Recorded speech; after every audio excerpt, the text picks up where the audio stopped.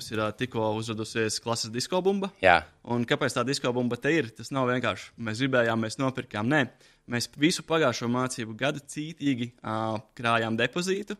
Katru dienu jaunieši meta depozītu, un tagad mēs tikām pie savas diskobumbas šajā gadā tieši pirms nedēļas. Un tas arī bija tāds mazais kopīgais sasniegums. Jā. Tā ne tikai programmēšanas klase, bet arī zaļi domājoša klase. Tu vari izdarīt visu. Sagatavoties, izdomāt, parādīt kaut ko lielisku. Bet, ja tie skolēni nebūs gatavi tajā brīdī mācību procesam, tad nekā, būsim arī godīgi.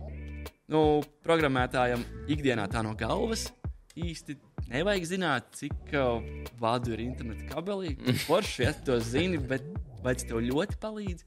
Tev visdrīzāk kā programmētājiem tev būs dators ar internetu. Es parasti redzu tādus programmētājus, kuriem ir dators un internets. Galvenais mentors jau katram dzīvē ir viņš pats, jāklausās savā sirdsbalsī. Kaut gan es minēju, ka vecāki vai skolotāji ir tie, kas palīdz pieņemt dzīves lēmumus. Tomēr vislabāk ir tajā brīdī, kad tu pats pieņēmis to lēmumu. Nevis klausies kādā citā. Šodien pārdevēja dienas grāmatām mēs pieskarsimies ļoti kutelīgai tēmai Latvijas kontekstā - izglītība. Šī saruna būs veltīta ikvienam, kurš rūpējas par izglītību. Gan skolotājiem, gan vecākiem un skolēniem. Ja vēlies uzzināt, kā uzlabot skolotāju dzīvi un izglītības kvalitāti, klausies un dalies ar šo sarunu. Tas tiešām ir ļoti svarīgi. Sūti šo video saviem kolēģiem, skolēniem un ikvienam cilvēkam, lai tavos sociālajos apļos veidotos aktīva diskusija par to, ko mēs varam darīt izglītības sakarā, lai tā iedvesmotu un mainītu skatījumu par šo tēmu. Mūsu viesis ir programmēšanas skolotājs Vidzemes tehnoloģiju un dizaina tehnikumā. Viņš atstāja stabilu IT karjeru, lai dotos misijā izglītot jauniešus. Jēkabs Krīgerts, draugiem grupu mentoru kluba biedrs un viens no Latvijā vislabāk atalgotajiem pedagogiem. Jēkaba ceļš nav tikai par izglītošanu. Viņš ir piemērs citiem skolotājiem un jauniešiem, jo zina, ka izglītība rada milzīgu ietekmi ikviena jauna cilvēka dzīvē. Mēs runāsim par viņa pāreju no privātā sektora uz skolotāju amatu, par lielākajiem izaicinājumiem un par to, kā Jēkabs katru dienu palīdz veidot mūsu nākamās paaudzes. Čau, Jēkab! Čau! Tāds ļoti svarīgs pieteikums. Mēs tagad no tādas oficiālās daļas vairāk tādu praktiskāko uzreiz pārslēgsimies. Kur mēs šobrīd atrodamies? Vari pastāstīt īsumā par šo klasi? Mums ir tāds unikāls dizains un neizskatās, ka mēs esam skolā, vai ne? Iespējams, ka neizskatās, ka mēs esam skolā, bet mēs tiešām esam skolā. Mēs esam CSIS, Vidzemes tehnoloģiju un dizaina tehnikuma telpās. Šī ir mana datorklase, kuras ikdienā cenšos iedvesmot jaunos programmētājus. Mums ir visādi elementi, kā piemēram arī mums ir tikko uzradusies klases diskobumba. Un kāpēc tā diskobumba te ir? Tas nav vienkārši mēs gribējām, mēs nopirkām. Nē, mēs visu pagājušo mācību gadu cītīgi krājām depozītu. Katru dienu jaunieši meta depozītu, un tagad mēs tikām pie savas diskobumbas šajā gadā tieši pirms nedēļas. Un tas arī bija tāds mazais kopīgais sasniegums. Tā ne tikai programmēšanas klase, bet arī zaļi domājoša klase. Ok, tad sanāk, ka jūs to diskobumbu nenopirkāt kā vienkārši interjera elementa realitāte, arī būs diskotēka un kaut kāda dejošana, un kaut kad jūs taisīsiet kaut kādu foršu ballīti arī, vai ne? Jā, principā pirms gada novembrī ar jauniešiem dzima šī ideja, ka mums nepieciešama tieši diskobumba, mēs pie tās turējāmies, un tagad mums vajag nākošos soļus, kas ir, protams, arī atzīmēšana šī notikuma, vai kāds klases vakars, vai kaut kas cits, bet arī, protams, ikdienā uzlabo mācību vidi un sajūtu šajā klasē. Tas sanāk tā kā arī klases audzinātājs kaut kādai klasē, ja? vai ne? Nē, es neesmu klases audzinātājs. Pie mums ir tikai klases audzinātājs kā, teiksim, profesija, un tad viņš ir atbildīgs par daudzām grupām. Okay. Un savukārt es esmu it kā tikai mācību priekšmetu skolotājs, bet manā skatījumā kaut kas tāds nemaz nav iespējams. Ja tu viņiem centies kaut ko iemācīt, tad tu esi arī viņiem audzinātājs. Jā, taisnība. Parunāsim mazliet par septembri, par oktobri. Kopš zinību dienas septembrī pagājis mazliet vairāk par 2 mēnešiem. Jaunais mācību gads ir uzņēmis jau tādus nopietnus apgriezienus. Šajos 2 mēnešos ir noticis kaut kas tāds ievērības cienīgs, ko tu varbūt nesaskatīji. Tu jau vairākus gadus esi skolotājs, es pareizi saprotu, jā? Es esmu skolotājs jau pilnus 4 gadus bijis, un šis ir 5. 5. Bija kaut kādas atšķirības starp šo gadu un tādiem iepriekšējiem gadiem, vai viss ir principā tāpatās? kā to ņem, ik gadu mainās kaut kādi nosacījumi, kaut vai, piemēram, no šī mācību gada ir zināms, ka vairs nedrīkst labot summatīvos vērtējumus, mainās vērtēšanas kritēriji, tas no tādas varbūt tīri šīs te mācību procesa organizēšanas kārtības jautājums, kas ir mainījies. Citādā kontekstā laikam jau pārāk nē. Protams, liels notikums disko bumba. Un turpinām šo te darbu, izglītoties, programmēt un augt. Ok, super. Summatīvais vērtējums, ko tas nozīmē precīzi? Tagad par šo nedaudz vairāk. Okay. Ir tā, ka jau ar skolu 2030 Latvijā ir dzimusi ideja, ka ir nevis dzimusi, bet atnākusi drīzāk jāsaka no citām valstīm ideja, ka ir diagnosticējošā vērtēšana, kas ir, piemēram, tēmas sākumā. Pēc tam seko ikdienas vērtēšana, formatīvais vērtējums, kas lielākajās klasēs ir procentuāli izteikts no 1 līdz 100. Un savukārt tēmas noslēgumā ir summatīvais vērtējums, kas ir tā kā ballēs no 1 līdz 10. Un ja visu laiku bija tā, ka varēja pēc šī summatīvā pārbaudas darba aiziet un to pārrakstīt, tad no šī gada Latvijā to vairs nedrīkst darīt. Tev ir tikai viena iespēja. Ja nestāst to, ka ir otra iespēja, kad mācību priekšmets vai mācību gads beidzies, tur rakstīt eksāmenu. Tāda ir tā doma. Un kāpēc tas tā ir dzimis? Tieši tamdēļ, lai tā mācīšanās kļūtu par regulāru notikumu skolēna dzīvē, nevis tikai sagatavoties pēc summatīvā pārbaudas darba pārrakstīšanas kritērijiem vai kam tādam. Bet tiešām, lai tā kā iedzinātos jaunieši šajā tēmā un jomā. Ok. Bet tā ideja sanāk ir tāda, viņus ir tāda tā kā žagaru mazliet motivē, kad ja tu neizdarīsi to, tad tev nebūs, tu nevarēsi pārrakstīt viņu vairāk. Tavuprāt, tā metode varētu strādāt, viņi tikko ieviesa, kāds ir tavs redzējums par to? Es jūtu, ka pagaidām vēl ir diezgan daudz nesaprašanās gan no skolēniem, varbūt arī no skolotājiem par to, ko tas īsti nozīmē un kāda ir tā būtība šim visam. Jo es pats esmu gājis cauri iespējamai misijai, jau īstenībā mācīt spēkam jāsaka, jo iespējamā misija pārta mācīt spēkā, un jau sadarbībā ar Latvijas universitāti, tad esmu bijis samērā tuvu skolu 2030 veidotājiem ieviesējiem. Un es samērā labi izprotu, kā viņi to ir redzējuši. Es tā gribu teikt pats par sevi. Bet savukārt nejūtu, ka arī citiem skolotājiem tā informācija būtu nonākusi tikpat veiksmīgi līdz viņiem. Un tāpēc varbūt tās, un kur vēl līdz skolēniem, tā formatīvā vērtēšana bieži vien vairāk aizvien šeit, ka tad atrakstīšanās vai kaut kas tāds, bet tas pārbaudas darbs ir tikai pārbaudas darbs viens lielais, jo tikai tas it kā ietekmē tavu gala atzīmi un tā. It kā tā aizvien tā domāšana par atzīmēm ir spēkā un līdz ar to tad varbūt ir. Jā, interesanti, tu uzreiz iezīmēji tādu vienu lietu. Es teiktu, mums pēc iepriekšējās epizodes mēs ar Čīri no Amaciem filmējām epizodu. Viņš man ieprogrammēja, kad es nedrīkst teikt vārdu problēmu, tāpēc es teikšu, Latvijā ir tāds viens sarežģījums, kas ir komunikācija. Un komunikācija visos līmeņos, sākot no valdības, beidzot ar vienkārši komunikāciju mājās.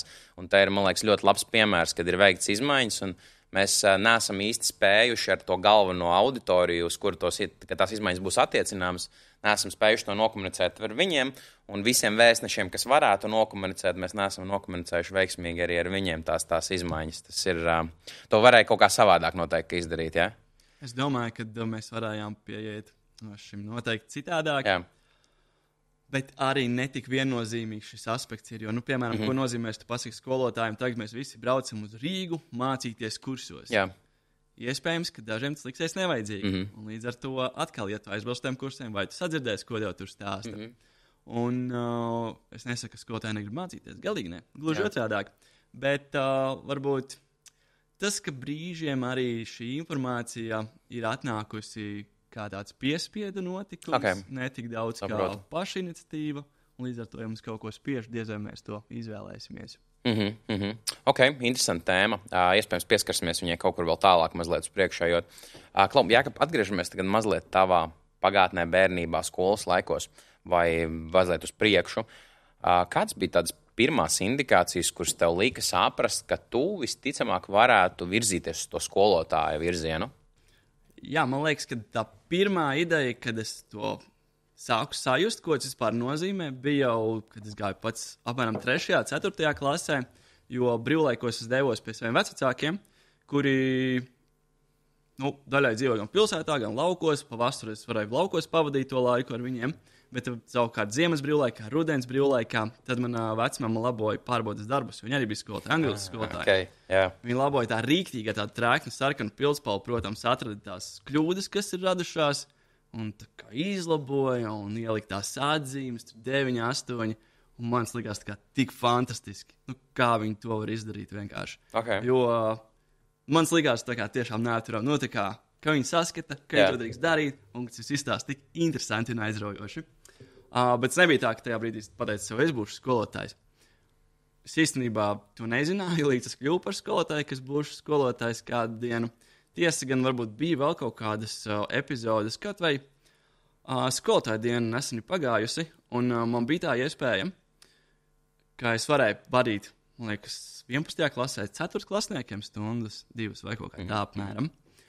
Un es aizgāju tās klases priekšā, un es īstenībā sajūtu ļoti tā kā, ka, wow, šis ir ļoti exciting. Nu, varbūt tajā brīdī tas bija arī tikai tam dēļ, ka, nezinu, es gribēju pamēģināt, ko dara tie skolotāji, bet nu, kaut kā tas ir aizgājis arī tik tālu, ka arī pats esmu šobrīd skolotājs.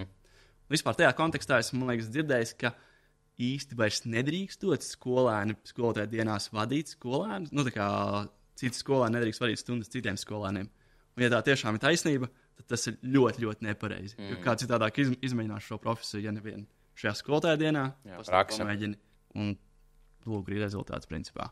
Ok, un tavu pirmā pieredze, ja es pareizi saprotu, bet tu palabo mani, sākās ādažos. Kāpēc tieši ādaži?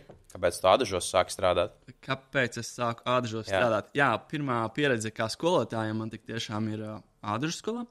Kaut gan es pats biju no Madonas, pēc tam studēju Rīgā. Un kā es nonācu līdz ādažiem? Nu, ir tā, ka man tur dzīvo radinieki, mani brālēni, mammas māsa.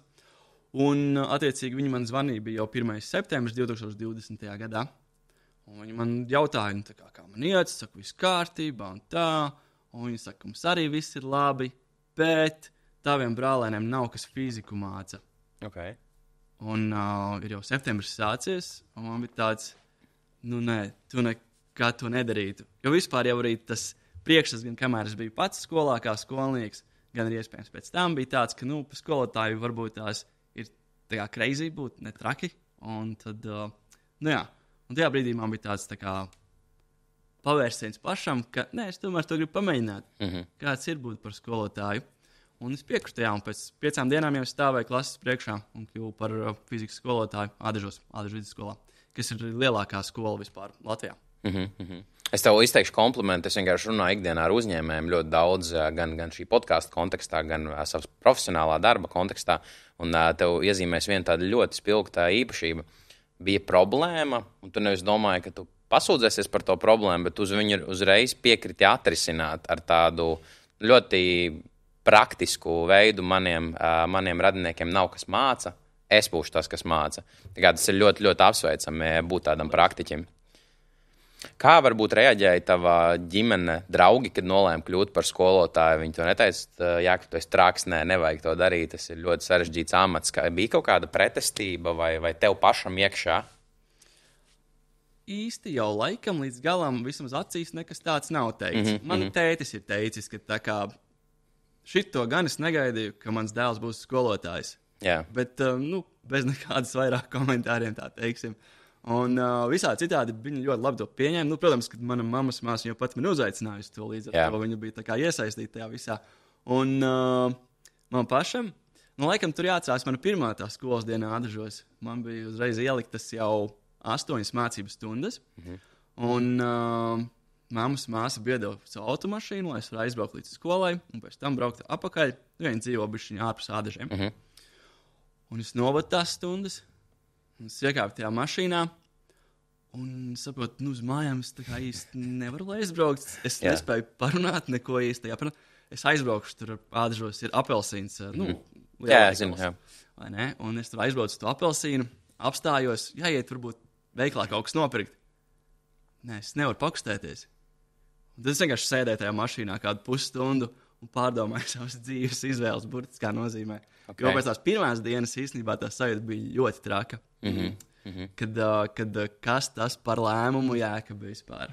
Un tajā pašā laikā bija ļoti tāda satraucoša sajūta par to, ka tas ir pareizais lēmums. Tam bija ļoti tādas divas iekšējas sajūtas, jā. Jā, tu piedzīvoji to pašu iespējams, ko mākslinieki piedzīvo, kad viņi uzkāp uz skatuves, un viņiem tas ir tā sauktais tukšums, emptiness iekšā pēc. Viņi ir visas emocijas atdevuši. Tu esi tajā dienā ieguldījies 100, 150, 200%, un tev vienkārši nav fiziski, tu esi iztērējis visas emocionālās rezerves, garīgās un tā tālāk. Un tad, jā, sanāk, pēc definīcijas kaut kas līdzīgs varētu būt kā izdegšana, bet tā nav izdegšana, tā ir tāda atdošana visu. Ļoti, ļoti interesanti. Tu biji gatavs tam, cik emocionāli intensīvs būs tas skolotāja darbs, vai tas tev tā kā pārsteidza tajā pirmajā dienā? Nu, savā ziņā tas deva noteikti kaut kādu pārsteigumu, bet to darot konkrēti tajā pirmajā dienā, it kā nebija gan tādas sajūtas, ka būtu baigi traki. Vairāk tieši tas pēc tām 8 stundām, iespējams, kā tu teici, kad mazais pārāk daudz atdevi sindroms. Okay. Bet tā enerģija atjaunojās arī tajā pašā vakarā, un jau nākošajā dienā bija viss kārtībā.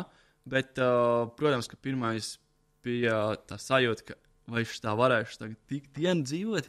Nu, nezinu, liekas traki, bet pagaidām vēl varu.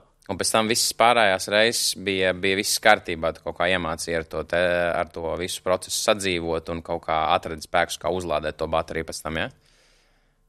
Tā baterija uzlādējās lielākoties no atsauksmēm, ko sniedz skolēni. Okay. Nu, ne jau tādām tiešām atsauksmēm, bet kaut vai viņu ieinteresētības stundā. Un tad tajās citās reizēs, tās neveiksmīgās dienas ir tad, kad tu esi ļoti ilgi gatavojies, piemēram, tam mācību procesam, un tie skolēni to nepaņem, jo viņi nav tam bijuši gatavi. Varbūt viņiem tikko bija sports, viņi vēl nav nomierinājušies. Jā. Jo kaut vai tagad jau 5. gads sācies, un 4 gadi pagājuši, un kas tik ne. Tomēr es biju sagatavojis kārtīgu mācību stundu, strādāju šo pirmdienu no 7 vakarā līdz 12:40 naktī, lai sagatavotu kārtīgu mācību stundu. Viss bija, tā kā, manuprāt, lieliski, un es aizēju uz skolu, sāku jauniešiem mācīt. Vispirms viņi bija jāpamodina, jo tā bija pirmā stunda, un tad viņi pamodās, un viņi vienkārši, neslēdzās mani, viņi vienkārši sāka savā starpā pļāpāt. Nu, un tā kā viņas bija grūti savaldīt, un es sajūtu to, ka, hei, es tik daudz darbu ieguldīju, bet kāds no tā visa labums mums ir īstenībā. Un tie brīži, kad tā kā atkal rodās tā sajūta, ka varbūt tās nevajag šo visu darīt, jo tu nesaņem apakaļ nekādu pozitīvu atgriezenisko saiti. Tev jācīnās ar tiem klasvedības jautājumiem. Tas arī ir daļa, protams, no šī te skolotāja karjeras visa procesa. Tomēr, gribās katru reizi saņemt to pozitivitāti. Ne jau tā, ka nāks un tev teiks slavas vārdus, tie skolēni. Vismaz klausīsies. Jā, tu minēji no 7 vakarā līdz 12:45, ja? Līdz pusnaktī, vienmēr sakot, pāri pusnaktī. Bet kā ir ar līdzsvaru? Kā tu vadi savu ikdienu, līdzsvarojot to darbu, skolotāju darbu un citas aktivitātes? Tev noteikti, jo skolotāju darbs ir ļoti emocionāli izsmeļošs, tev vajag kaut ko, kas tev uzlādē ārpus darba arī. Tu ej dabā vienkārši 2 dienas dzīvo, vai kā tu balansē to visu? Tas balans ir, protams, jāatrod, bet kā es to izdaru? Viens mans hobijs ir tas, kas dziedu korī. Tas ir viens no šiem te. Otrs ir, kā tu minēji, man patīk iet dabā, arī pieteikoši. Trešais īstenībā pašam mēģināt pilnveidoties un vienkārši mēģināt kaut ko programmēt. Vai pat nezinu, kāpēc atrast kādu klientu, kuram vēl ir jāizstrādā mājaslapa. Jo tas tomēr palīdz atslēgties no skolas. Tas ir vēl viens darbs, kas varbūt tās nav prātīgi, bet pat arī tādi mēģinājumi. Šādi varētu būt tie galvenie atslēgšanās mehānismi, ko es arī mēģinu pielietot. Jā, tas labi, ka tu minēji tieši to darbu. Es tādā pašā veidā atslēdzos no viena darba, pārējot uz otru darbu. Jā, ļoti labi strādā īstenībā. Labi, parunāsim mazliet par skolotājiem vairāk. Kāpēc, tavuprāt, Latvijā ir tik liels skolotāju trūkums ar tādu sāpīgāko, varbūt sāksim lietu, kas ir? Neko oriģinālu, laikam, es nevarēšu pateikt. Noteikti tas ir atalgojums. Varbūt ne tieši, cik ienāk bankas kontā, bet ja tu vēlies kļūt par skolotāju un tu vēlies arī dibināt ģimeni, vai arī iegādāties dzīvokli, dzīvesvietu sev nodrošināt, principā neiespējami. Būsim reāli. Tā kā, ja tu saņem 1000 eiro mēnesī, un tev ir dzīvoklis jauns maksā 140,000, tad Sarežģīti ļoti. Kaut vai šis aspekts. Protams, es zinu, ka ir darbi, kuros maksā vēl mazāk. Tomēr tā ir mana atbilde, kas, manuprāt, attur tos skolotājus, lai viņi kļūtu par skolotājiem. Šogad gan jāteic, ka esot Latvijas universitāte uzņēmusi visvairāk jaunos skolotājus, cik vien ir bijis kaut kādā laika periodā. Tā kā šo profesiju tomēr izvēlās arī jaunie cilvēki. Vai viņi tajā paliks, tas ir cits jautājums. Bet ir šogad tāds viņiem pieplūdums pozitīvs. Interesanti, bet tas atalgojums nebija tā, ka viņš pieauga ļoti drastiski. Kāpēc viņi pēkšņi izdomāja, kas notika, kaut kāda tā paradigmas maiņa, vai kāpēc tavuprāt, pēkšņi jaunieši izdomāja, ka, hei, mums vajag skolotājus un aizgāja. Tas bija kaut kādas subsīdijas, veiksmīgs mārketinga kampaņa, veiksmīga no universitātes puses, vai varbūt paudžu maiņa. Paudžu maiņa. Okay. Kaut kāds cits prioritātes. Jo nereiķam, ka tagad tie, kas pabeidza vidusskolas tehnikumu, viņi ir dzimuši jau 2006. gadā apmēram, un tas jau ir krietni cita paudze nekā varbūt iepriekš darbojusies. Mēs arī iepriekš runājām, jūs arī pēc šīs epizodes nosaukuma redzat, ka mēs kā vienu no lielākajiem sarežģījumiem uzsveram atalgojumu. Un tu esi, ja nemaldos, mēs nevaram nomērīt precīzi, jo mēs nezinām, vai arī mēs īstenībā zinām visas algas, bet neatklājot nekādus konkrētus ciparus, kā varbūt skolotāji var nopelnīt to papildus ienākumu, jo tavā gadījumā tu esi viens no labāk atalgotajiem skolotājiem. Tas nav noteikti noslēpums, un to es piesaistīju, tā skaitās subsīdija vai kas precīzi tas ir kaut kāds grants, kā sauc to motivācijas mehānismu vai to atalgojumu daļu, kas tev pienāks papildus klāt vēl pie tavas skolotāja algas? Šī ir tiešām vienkārši draugiem grupu iniciatīva, ka viņi nolēma, ka viņi vienam programmēšanas skolotājam nodrošinās stipendiju. Jā. Nodrošinās stipendiju ik mēnesi, un līdz ar to palīdzēs viņam veltīt principā visu sevi tikai skolai, un, kas ir ļoti labi un forši. Bet vai to dara arī citu uzņēmumi? Laikam neesmu dzirdējis, ka vēl kāds tagad jau būtu iedvesmojies no šī piemēra. Drīzāk nē. Un ja mēs skatāmies, kā citādāk vēl skolotājs var piepelnīt naudu, diezgan grūti, jo tas, kas skolotāja amatā ir arī tas sarežģītais, ka vairāk jau tiek saskatīts, cik tu stundas pavadi klasē, vadot šos te skolēnus. Tur 26, 32 mācības stundas, kontaktstundas. Bet tas, cik daudz tu velti laiku, lai sagatavotos tam mācību procesam, ir diezgan neizmērīts vispār aspekts. Nav nekāda mehānisma, kas mērītu, cik kurš daudz skolotājs strādā. Ja nu vienīgi varbūt viņus ieslēgt līdz 5 darba vietā vai kaut kas tāds. Bet tā ir, manuprāt, problēma, jo tie jaunie skolotāji tiešām ļoti cenšas, un iespējams arī netik jaunie, vai jau viss, nav atkarīgs no vecuma vai kā. Bet ir skolotāja grupa, kas noteikti atdod visu sevi. Jā. Un tas nozīmē, ka viņi strādā arī atvaļinājumā. Tas nozīmē, ka viņi strādā arī naktīs un vakaros, lai sagatavotos tam nākošajām mācību dienām. Un tas noteikti viņiem nepalīdz pārslēgties kādu citu darbu, vai ko viņiem vienkārši fiziski nav laika tam. Viņi velta visu sevi tieši skolai. Vai ir kāda grupa skolotāja, kas tik ļoti neiesprings uz tiem skolēniem? Es nezinu, iespējams, bet par to tad es nemācēšu komentēt. Jā. Man liekas, mēs tādu ļoti, ļoti vērtīgu zelta dzīslu esam uzrakuši. Tas draugiem grupas stipendija. Tas ir viens uzņēmums, bet es tā vienkārši iedomājos. Es tieši gāju, kad es domāju par tavu interviju. Es gāju, baigi forši, piemēram, Svedbanka, vēl kaut kāds cits milzīgs uzņēmums, tur SAF tehnika. Tiem uzņēmumiem, kam ir reāli pietiekams daudzums ar resursiem, viņi varētu to naudiņu ieguldīt. Tā nav, protams, investīcija, kur tev atmaksāsies tur 6-3 mēnešos. Mēs nevaram nomērīt ROI viņai tādā veidā, to return on investment. Bet tas, kas būtu interesanti pavērot, kā, teiksim, ja katrs lielais uzņēmums ieliek savu artavu un iedod kādam skolotājam to stipendiju, un viņi jau izvēlās teorētiski, kurš ir labākais skolotājs pēc savas izpratnes, pēc sava konkursa. Man liekas, tas varētu būt tāds interesants eksperiments Latvijas līmenī. Un mēs iespējams tādā veidā, es viņus nosaukšu par ieliktajiem aģentiem, bet labā nozīmē šeit gan ir jāsaka, Viņi varbūt varētu mēģināt pacelt uz saviem pleciem to milzīgo sarežģījumu izglītības sistēmā.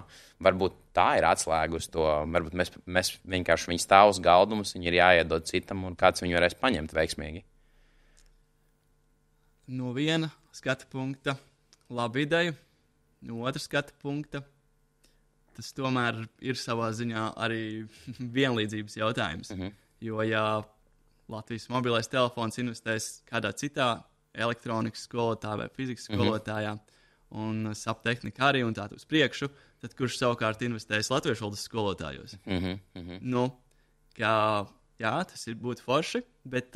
Tilde mums ir tāds uzņēmums. Jā, labi, tilde. Mēs atradīsim, var atrast katram kaut kādu kopsavilcēju uzņēmumu kontekstā, jā. Jā, cerams, ja tā varētu, tad arī tas ir noteikti opcija, kad piebiedrojas citu uzņēmumu. Bet, protams, tas nedrīkst aizmirst pie tā, ka arī valstiskā līmenī ir jāstrādā pie tā, jā, protams. Lai konkrēti spējīgs būtu šis atalgojums skolotājiem visiem. Ja mēs varētu aizklavēties līdz kādam ar šo te, viens varbūt parādītos tur, viens tur, varbūt mēs uzņemtu tādu trendu, tas būtu baigi jaudīgi, ja tā notiktu. Mēs šajā podkāstā, mums ir ļoti daudzas epizodes, kur mēs manifestējam lietas, jā, bet, protams, ka mēs tikai nemanifestējam, mēs arī mēģinam darīt, un kaut kas aiziet, kaut kas varbūt neaiziet, bet tāpatās, mēs mēģinam, palaidīsim kosmosā, tad skatīsimies, kas notiek ar šo ideju. Okay, tālāk, nākamais sarežģījums. Kādu ietekmi skolotāja izdegšana atstāja varbūt uz tādu skolēnu izglītības kvalitāti un vispār to kopējo skolas atmosfēru, jo tā ir, man liekas, tāda problēma, par kuru nerunā. Ja es atceros savus skolas laikus, es zinu skolotājus, jo es tagad spēju pats pēc savām pieredzēm pateikt, kādas ir tās izdegšanas pazīmes, un es zinu, kur skolotāji bija uz robežas, kuras varbūt es pats esmu nokaitinājis, atvainojos par to jau. Bet kā tas tavuprāt, kā to vērtē? Kāds ietekmē tātad skolēnus šī skolotāja izdegšana? Vistiešākajā veidā tas ietekmē skolēnus, jo skolotājiem ir jābūt tādam, kurš ir izgulējies, priecīgs un neizdedzis klases priekšā, jo tad viņš var vadīt klasi, sadarboties ar izglītojumiem un tā tālāk un tā joprojām. Bet ja skolēns atnāk jau rīktīgi sliktā noskaņojumā, rīktīgi slikta pašsajūtu, tad jau tā stunda arī nevarēs notikt īsti. Jā. Tas ir skaidrs.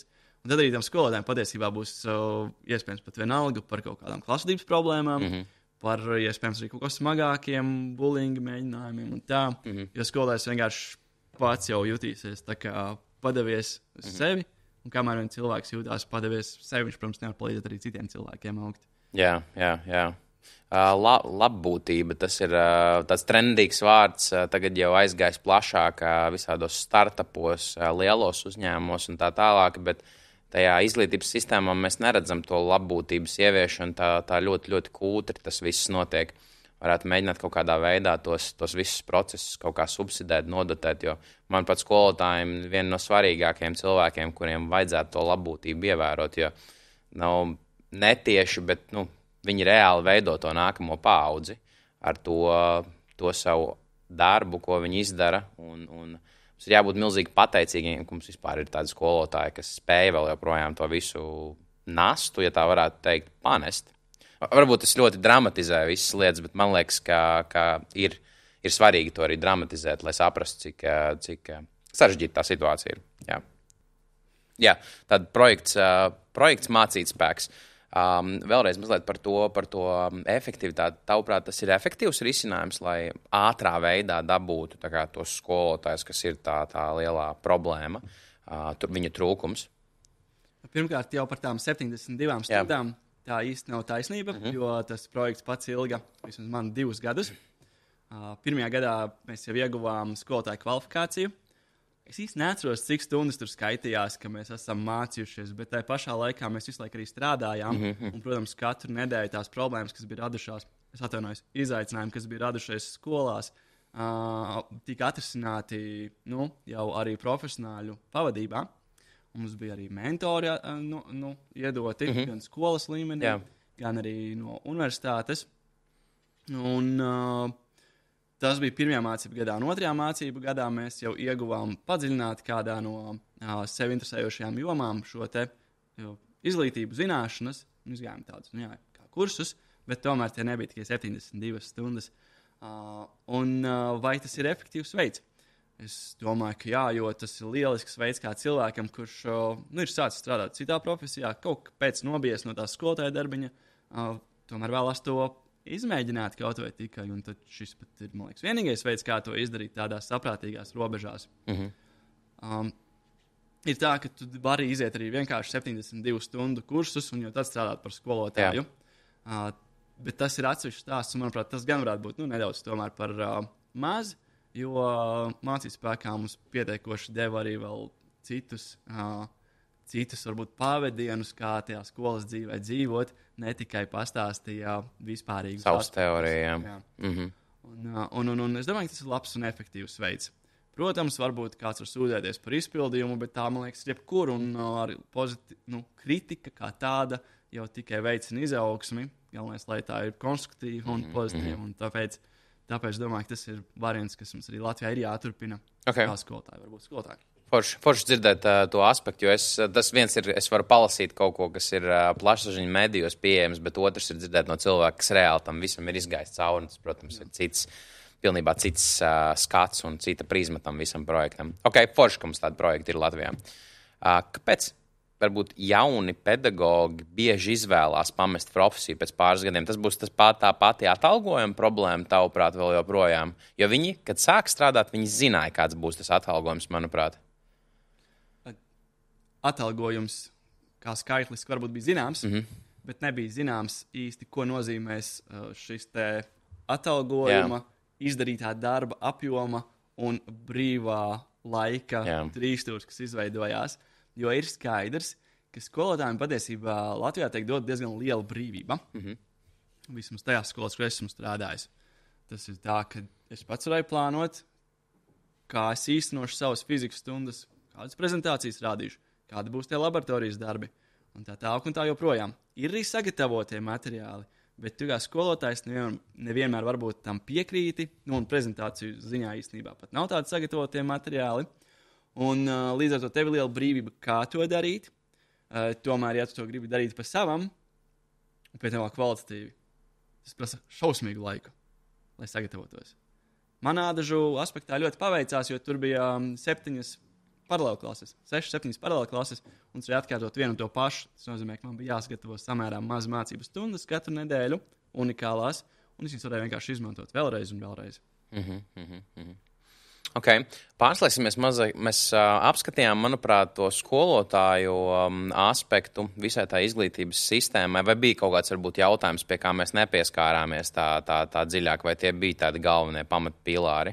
Es uzskatu, ka mēs apskatījāmies tos pašus galvenos, skatīsimies, kā tālāk tu vedīsi šo sarunu, kur mēs dosimies. Mēs iesim pie skolēniem uzreiz, jo tas ir otrs aspekts vienādojumam, Kāda, tavuprāt, ir skolēnu vispārējā motivācijas Latvijā? Un tev ir varbūt kaut kādi ieteikumi, kas varētu šo situāciju uzlabot, ja viņi ir nepieciešams spēr uzlabot? Ļoti atkarīgs no individiem. Un, manuprāt, ja kāds varbūt uzskata, ka mūsdienu paudze ir kaut kādā ziņā mazāk ieinteresēta mācīties un tā tālāk un tā joprojām, atceroties katrs pats savus laikus, jo es domāju, ka nekad nav bijis tā, ka 100% cilvēki ir super motivēti darīt. Mēs vienkārši visu tagad darīsim, super. Es šaubos, ka tā kādreiz bijis, un šaubos, ka tā kādreiz būs. Un uzskats, ka tagad ir sliktāk nekā bija iepriekš. Nāk tikai no tā, ka mēs paši paliekam vecāki un atceramies savus skaistos ziedu laikus. Tā es to raugos. Tagad, ar skolēniem viss kārtībā. Tomēr, protams, ka ir cilvēki, kurus ir nepieciešams vēl papildus motivēt. Tā tas ir. Kas viņam var palīdzēt? Noteikti enerģiski skolotāji var palīdzēt. Ieinteresēti skolotāji. Ieinteresēti ne tikai mācību priekšmetā, bet arī viņos, kā cilvēkos un viņu izaugsmē. Un tas, kas jums varētu palīdzēt arī motivēt tādā īsā apskatā. Kas tādas varbūt metodas, kas tev personīgi ir strādājušas, kas tu redzi, kas, viņi manī klausās, te ir reāls izmaiņas, ja mēs iedevis labu pavadienu. Ir kaut kas tāds, ko tu esi novērojis? Diemžēl ar skolēniem ir grūtāk nekā ar programmas kodu. Programmas kodā tur uzrakstīt konkrētas darbības, un tad tu saņemsi konkrētu rezultātu pretī. Bet skolēni ir drīzāk kaut kas no kvantu mehānikas vai kaut kas tāds. Jo salīdzinājums. Tu vari izdarīt visu. Sagatavoties, izdomāt, parādīt kaut ko lielisku. Bet, ja tie skolēni nebūs gatavi tajā brīdī mācību procesam, tad nekā. Nekā. Un tas vienkārši šo mācību procesu ļoti ietekmē viņu iepriekšējā pieredze dienas gaitā, kura mācību stunda tā ir un tā tālāk un tā joprojām.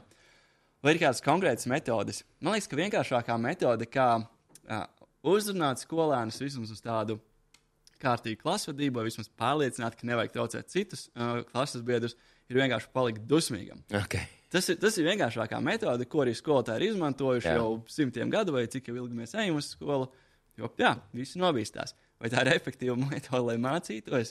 Nē, diez vai, jo tad jau daudzi, it īpaši tie jaunieši, kas ir varbūt mazāk droši, viņi vienkārši nobīstās un aizvarās to mācību procesu, to noteikti ciet. Un savukārt, ja tas skolotājs ir ikdienā tāds ļoti strikts, tad, manuprāt, tas, var palīdzēt iedzīt, varbūt zināšanas, bet ne tā no sirds iemācīties vai vēlēties izzināt tos jautājumus, kas tiek apskatīti.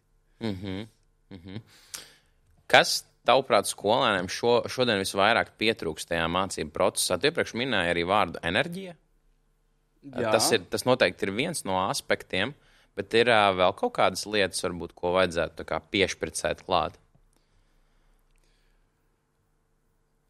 Jā, kas tad varētu viņiem trūkt?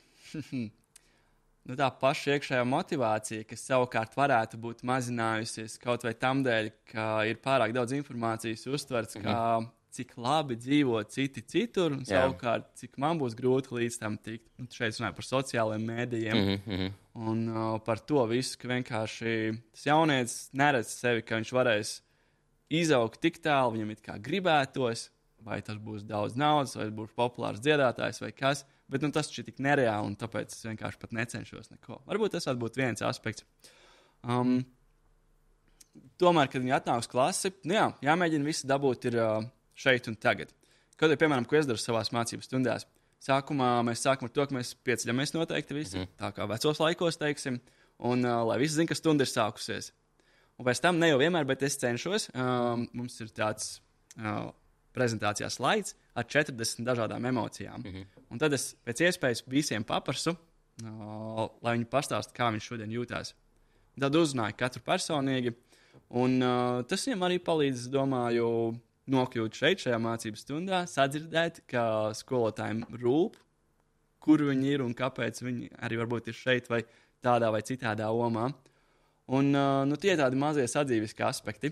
Vēl arī noteikti gribētu uzsvērt, ka manuprāt, skolēniem palīdz, ja skolotājs zina viņu vārdu. Jo es to vienmēr, kā sākas jauns mācību gads, ir jauna grupa, jauns kurs, jeb klase, uzreiz izsniedzu tādu lapu, kur var pierakstīties, kurā sēdvietā tu esi apsēdies. Šeit arī var redzēt, ka ir sanumerēts tās sēdvietas. Bet ne jau tāpēc, lai es pēc numuriem pēc tam atcerētos skolēnus, bet es pēc tam nākošajās stundās katreiz skatos, kurā sēdvietā sēž kurš vārds, salieku to kopā ar seju, un maksimāli ātri cenšos iemācīties ik katru skolēnu vārdu. Varbūt es neiemācos uzvārdu nekad, bet vārdus tiešām zināšu. Jā, tas svarīgi ļoti. Jā, tas noteikti ir ļoti svarīgi, jo tas palīdz gan klasvadībā, jo tiklīdz Jānis sāk kaut ko sliktu teikt, tā tu zini viņu nosaukt. Nevis jūs puiši aizmugurē, tur Kamčatkā. Nē, bet konkrēti. Vai tu lūdzu Jēkab varētu tagad nomierināties, vai tu Jāni varētu. Un klasvadība uzreiz uzlabojās. Un, protams, arī, man liekas, jebkurš cilvēks jūtās tuvāks otram cilvēkam, ja ir kaut vai vārdu zināšana vienam otram. Jā, cilvēcisks konteksts.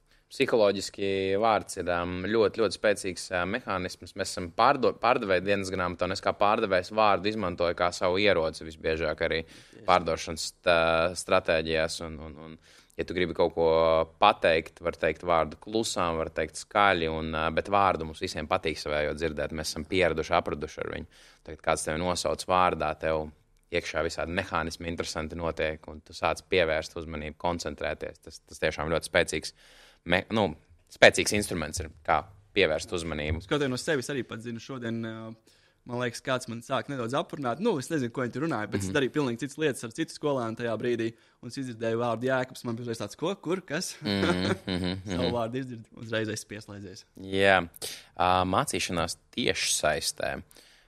Jūs gan vairāk mācāties klātienē, tomēr šobrīd nav vairāk palicis tas Covid ieradums attālināti kaut ko darīt, vai ir? Nav vairs, Nē, nepavisam nemaz. Kādu tas Covid laiks bērniem bija jāmācās attālināti? Kā tavuprāt tas atstāja, kādu ietekmi tas atstāja uz viņu koncentrēšanās spējām, uzmanību un kaut kādiem citiem aspektiem? Man nav ne mazākās jausmas. Es savu skolotāju karjeru sāku tieši tad, kad sākās attālinātais mācību process. Okay. Un pirmos 2 mācību gadus es biju skolotājs streameris. Es nezināju, kā ir, kad mācās klātienē. Yeah. Es zināju no savas pieredzes, bet tas tomēr kaut kas cits nekā, ja tu esi skolotājs. Un, jā, es pat pats nezināju īsti, kā es jūtos kā skolotājs. Jo es tiešām, kā es saku, es jūtos kā vairāk youtuberis, kurš mēģina reklamēt fiziku un tādā aspektā. Vai kāds manī klausījās? Jā, klausījās. Tomēr noteikti ne visi. Vai ietekmēja ilgtermiņā viņu uzmanību? Es domāju, ka šobrīd jau tās sekas vairs nav tik ļoti. Jo tomēr cilvēks ir pietiekoši elastīgs, lai atkal pārorientētos, tīpaši augoši cilvēki, jauni cilvēki. Un es domāju, ka ir kaut kāda iespējams ietekme. Tomēr tas bija tajā brīdī, tas, kas bija nepieciešams mūsu visu labā. Un tagad mēs esam apkārt tur, kur mēs bijām mācību procesā, vismaz pirms tā, pirms pandēmijas. Okay. Vienmēr ir tas strīds, un vienmēr tajā strīdā es nevaru nekad ieņemt vienu vai otru pusi, jo tur, protams, tā patiesība, kā vienmēr ir kaut kur par vidu, ir akadēmiskā izglītība un praktiskā izglītība. Kāda loma varbūt skolēnu dzīvē pēc taviem novērojumiem būtu jāpiešķir tieši tai praktiskajai darba pieredzei un reālajām dzīves situācijām? Jo te tāds vienmēr vērtīgs balans, jāatrod. Tu nevari būt tikai praktiķis un nevari tu būt vienmēr tikai akadēmiķis. Tas ir spektrs. Kā tu pret to dilemmu varbūt tā saukto attiecies? Ja drīkst pielikt klāt vēl trešo aspektu, kas ir šī te mācīšanās vienam no otru iepšu. Okay. Kad notiek tās sadarbības starp skolēniem un kad tādā veidā viņi mācās sadarbojoties. Visdrīzāk, tas varbūt arī gan teorētiski, gan praktiski, bet viens no otra. Tā, piemēram, ir tāda metode, kā nu viņu tagad sauca, tā kļuva populāra ASV, kad centās integrēt tumšādainus un gaišādainus cilvēkus, skolēnus vienā skolā. Sākumā tas galīgi neizdevās, un tad viņi izdomāja angliski jigsaw metodi, un to arī realizēja skolās. Un tagad tas bija mācību spēkā, tā kā viņiem tas Amerikā toreiz bija veiksmīgi sanācis. Es centos to izmantot savu noslēgumu darbam, arī Latvijā mācot fiziku, pielietot šo pašu metodi. Zigzag metodi latviski laikam viņi saucās. Un tad man bija vairākas stundas, kurās skolēni izpilda šo metodi, vienmēr sagot.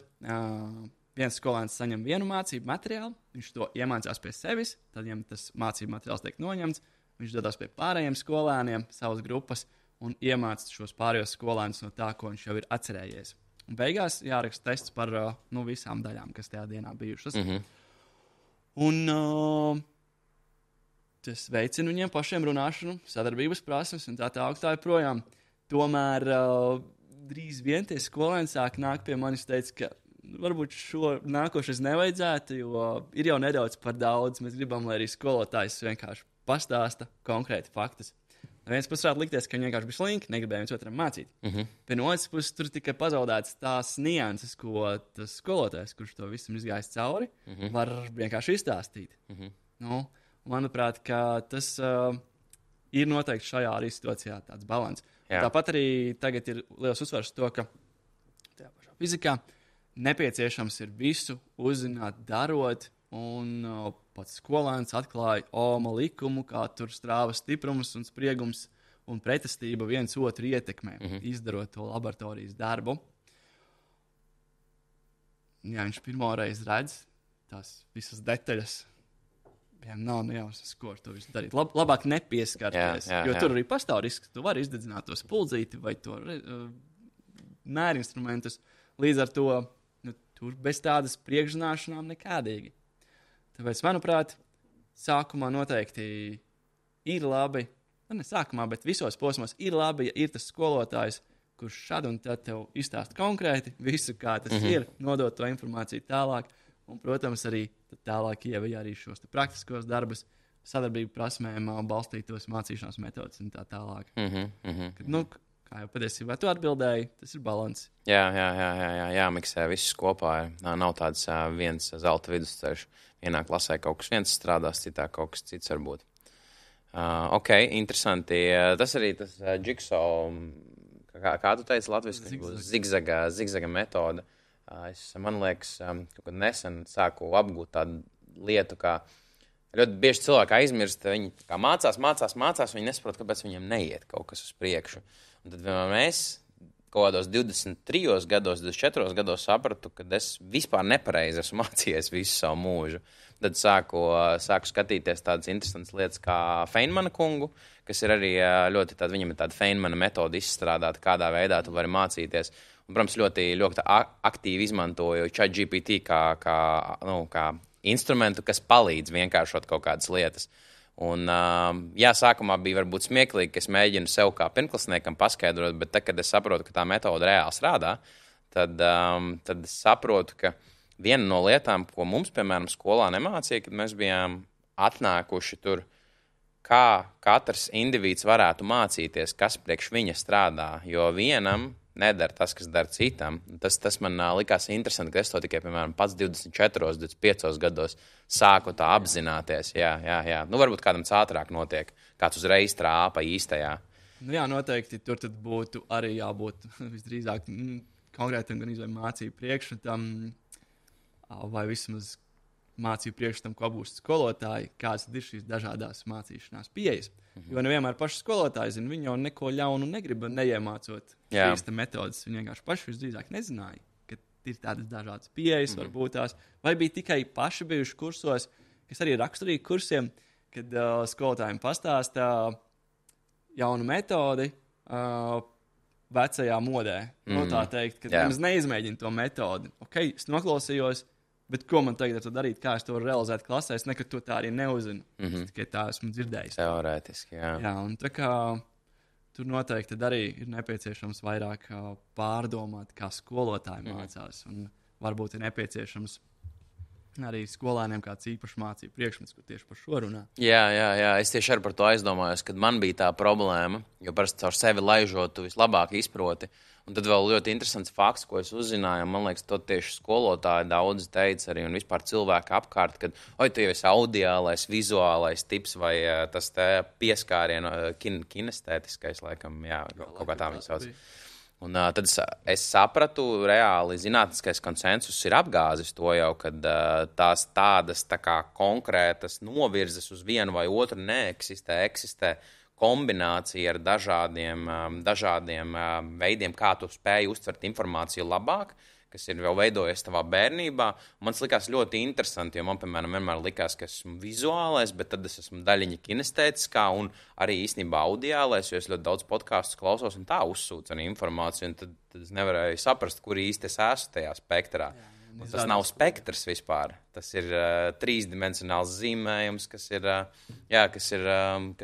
tā tava karte. Tad viņi pašam ir tā kā jāizpēta, jāeksploro angliski runājot. Jā, tas ir, man liekas, tas, kas mums būtu jānodod arī skolāniem, šī prasme mācīties. Un jau atkal skola 2030 par to ļoti runā, ka tas tā ir jānodod. Bet vai mēs paši skolotāji to mākam izdarīt? Es drīzāk ne līdz galam, Jā. Kā tu varbūt veido saikni ar skolēniem, jo, lai radītu uzticēšanos un labvēlīgu mācību vidi, tu nevari vienkārši ienākt klasē un pateikt, tā mēs tagad mācīsimies šo, tev ir kaut kāda individuāla pieeja ar katru, vai tev kaut kāds ir mehānisms, sistēma izstrādāta. Kā tu to dari, kā tu panāc, ka tu viņus dabū savā pusē? Jo tu vari aiziet kā viņu ļaunākais ienaidnieks no stundas, vai arī kā viņu labākais draugs. Kā tur īsti ir? Nevienmēr man izdodas, tomēr es uzskatu, ka skolotājiem ir jābūt arī drusītiņās kā uz teātri aktierim, ejot. Ja pat tu jūties varbūt dažreiz, vēl nepamodies vai neesi gatavs tur baigi smaidīt, aizej klases priekšā, tajā brīdī, kad lietas skolāniem piecelties, pagodināt stundas sākšanos, tu esi smaidīgs un pozitīvs. Ja es tāds neesmu, tad es bieži vien arī tajā brīdī, kad mēs skatām viens otru emocijas, atzīstu, ka man šodien nav labā diena, ka man kaut kas ir noticis. Es viņam atklāti to pasaku par savām emocijām, jo arī dažādi skatījumi par šo, vai skolotājiem vajag vispār tur ko emocijas teikt un nevajag. Es vienkārši to daru dabiski un izskatās, ka tas palīdz skolēniem arī iejusties manā klasē.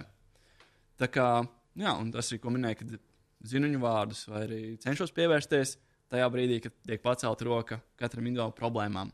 Varbūt šajā kontekstā ir vieglāk tehnikumā strādāt profesionālā izglītībā, jo mums ir vairāk mācību stundas tieši profesijas apguvei.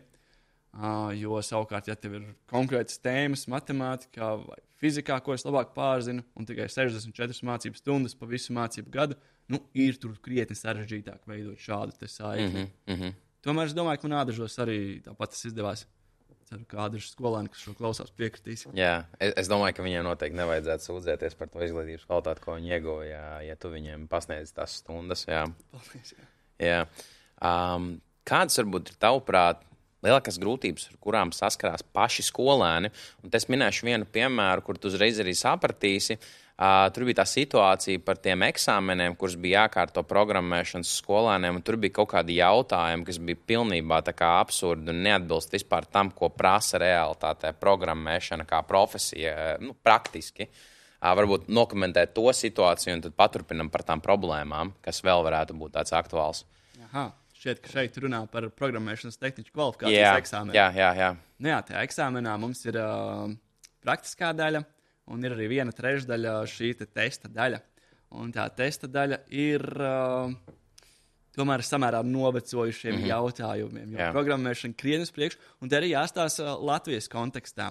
Jo īstenībā 4 gados, it kā liekas daudz, bet tam jaunajam cilvēkam iemācīt programmēt ļoti sarežģīti.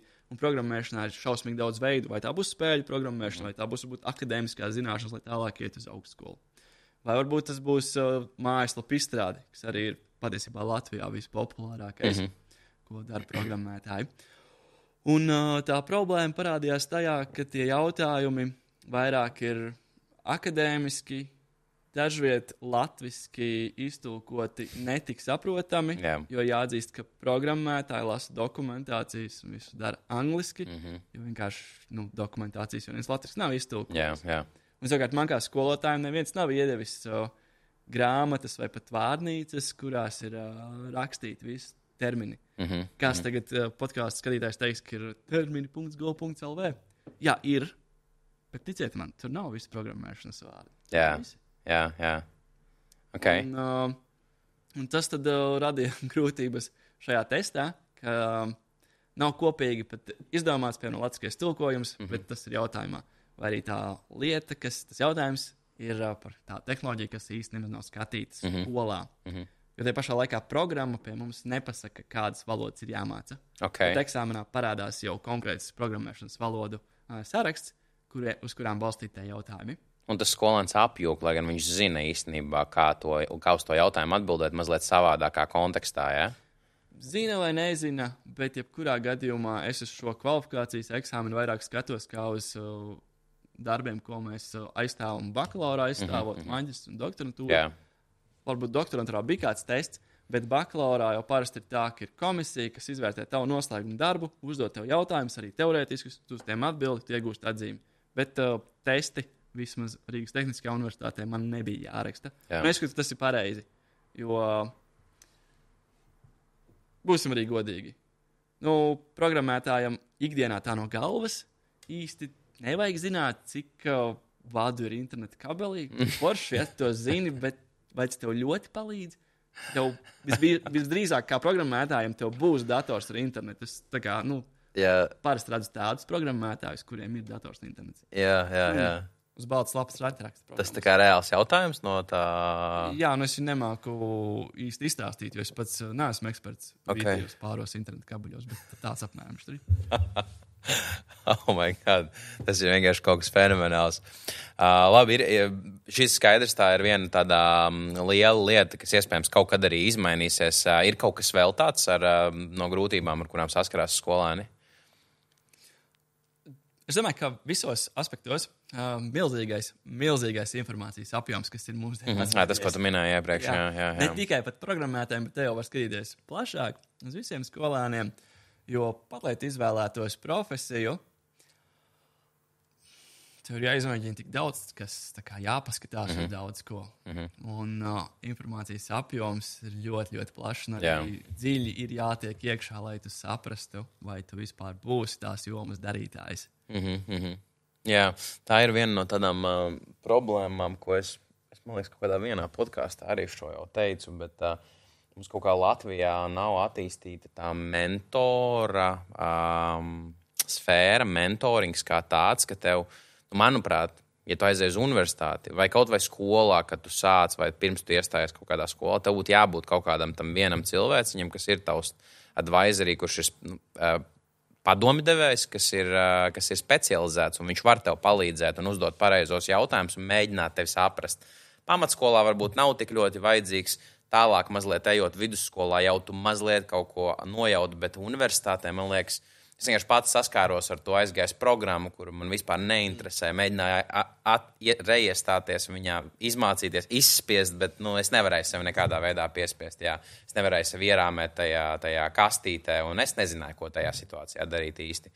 Man viss caur praksi nāca, es kaut ko atradu, kas man sanāk. Bet man liekas, to varētu novērst ļoti labi, ja būtu tā mentoringa programma tāda advancētāka valsts līmenī. Ir jau gan karjeru konsultanti skolās, gan arī, laikam tas būs galvenais, ko es gribēju pateikt, tomēr cik efektīvi tā strādā, vai paši karjeras konsultanti zina visas profesijas, vai tas viņiem vispār iespējams. Man arī grūti komentēt, jo, cilvēks, kurš pārzina visu plašo profesiju klāstus, kur var iet jaunietis. Tad viņam arī pašam daudz jāiemācās. Jā. Ok. Tas ir skaidrs, kā varbūt ir kā ir ar to vispār izpratni skolēnu kontekstā par to mācīšanās nozīmi nākotnes karjeras attīstībai. Tu redzi, ka viņi realitātē saprot arī, ka tu paņem šo virzienu, tu vari potenciāli pazaudēt kaut kādus gadus, ja tu pēc tam vienkārši izmet to ārā. Viņi noder gan tās zināšanas, ko tu iegūsti. Bet es tomēr tiecos domāt, ka tev ir izvēles iespējas, un ir kaut kādas izvēles iespējas, kas tev personīgi ir labākas nekā citas, kuras tu izvēlies. Un, lai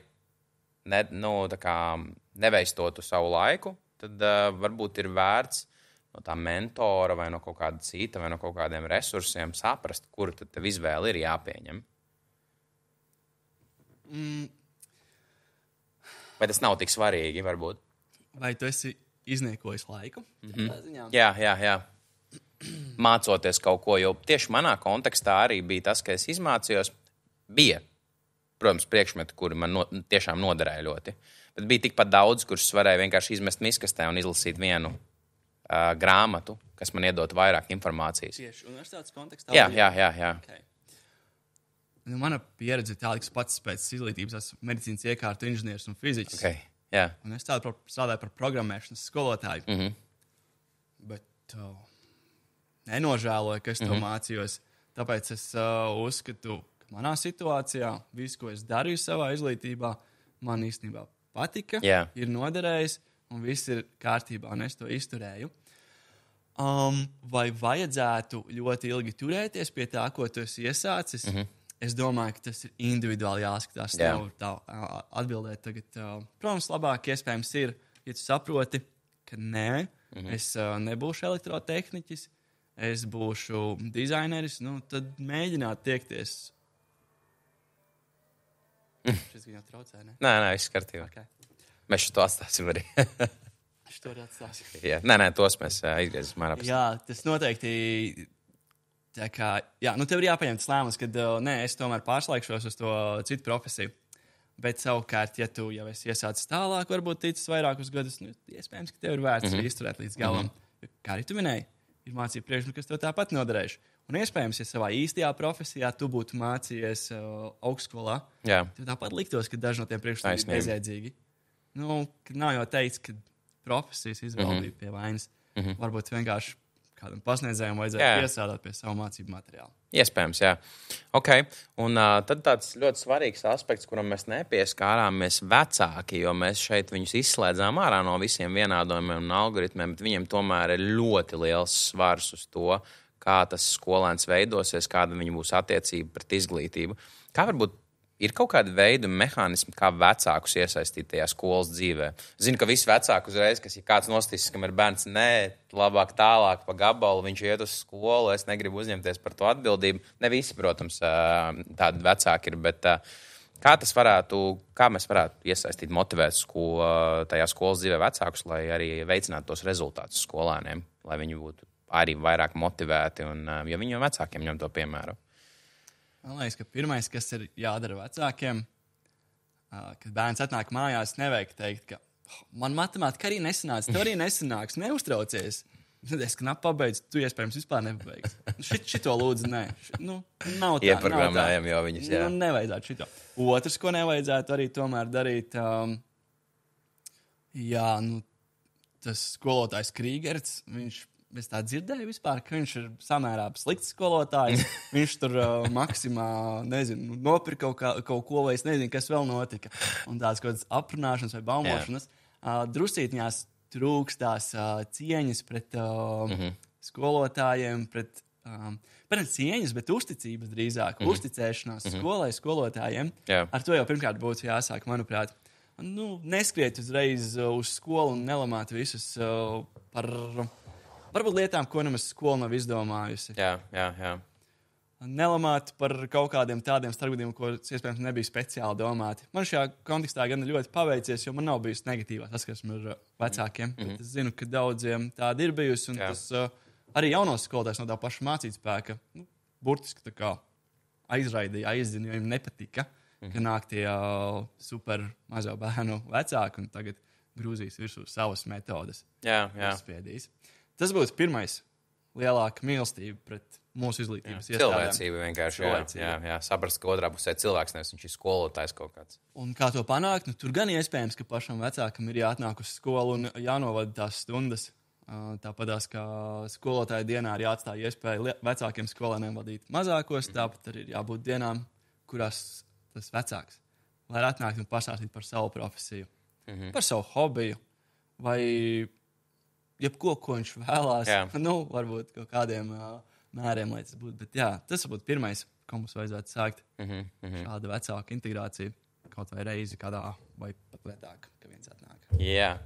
Es mazliet palielīšu, tas nebūs kā palielīšanās, bet sanāks, man nācās, bet es tiku uzaicināts uz savā brāļa dēla skoliņu novadīt viņiem arī.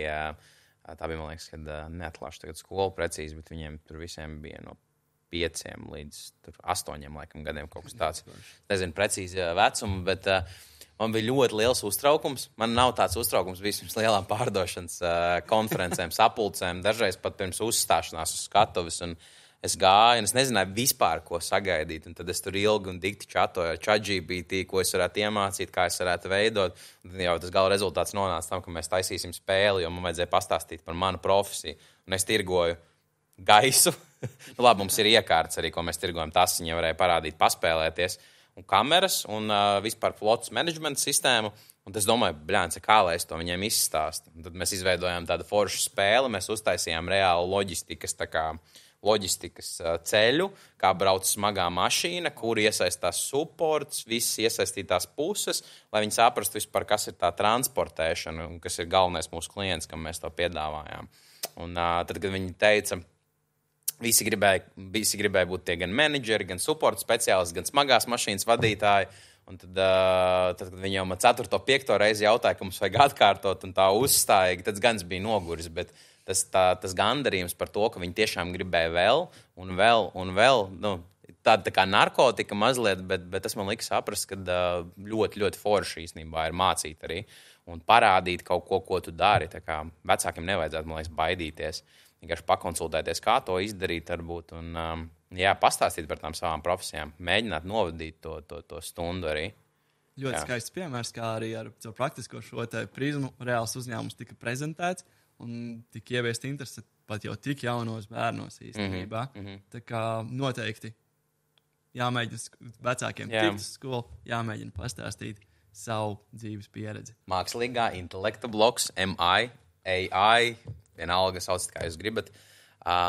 Viena no atslēgām, manuprāt, dažādajos tajos izglītības sarežģījumos, kas varētu iedot tādu atrisinājumu. Mēs arī iepriekš runājām, mazliet pieskārāmies. Manuprāt, ir mākslīgais intelekts.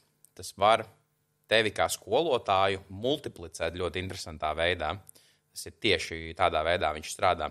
Pastāst varbūt mazliet no paša sākuma, kāds ir tavs sentiments par tiem mākslīgā intelekta instrumentiem un vispār to straujo ienākšanu mūsu dzīvēs. Tu esi tā kā konservatīvs, vairāk tādu nogaidošu lomu ieņem, vai esi aktīvs ikdienas lietotājs un reāli mēģini testē, riskē kaut ko darīt?